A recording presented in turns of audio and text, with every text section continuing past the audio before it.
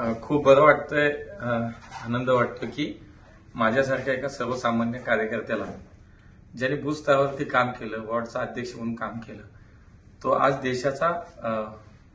देशाचे पंतप्रधान नरेंद्रजी मोदी यांच्या मंत्रिमंडळात मंत्री म्हणून काम करायची मला संधी माझ्या पक्षाने दिली.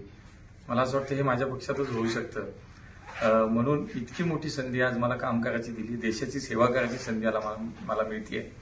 तेव्हा माझ्या सगळ्या पक्ष नेतृत्वाला माननीय मोदीजी आहेत, माननीय अमित भाई आहेत, माननीय नड्डाजी आहेत, तसेच माननीय देवेंद्रजी फडणवीस, आमचे बावनकुळे साहेब, या सगळ्या नेते मंडळींना मी मनापासून धन्यवाद देईन.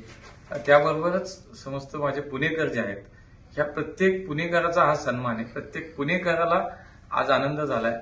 30 वर्षानंतर पुण्याला आज ही संधी मिळते आणि म्हणून मी खरं तर पुणेकर जनतेला सुद्धा खूप मनापासून धन्यवाद देईन की तुमच्यामुळे माझा हा सगळा प्रवास इथपर्यंत आलाय. आता नवीन जबाबदारी मिळते आणि या नवीन जबाबदारीतून मला असं वाटतं माझं पुणे असेल, महाराष्ट्र असेल आणि एकूणच देशाची सेवा या निमित्तानं करता येणार आहे. आणि ही नवीन संधी मला जबाबदारीची जाणीव निश्चितपणे त्याच्यामध्ये करून देते आणि इतकी मोठी जबाबदारी आहे.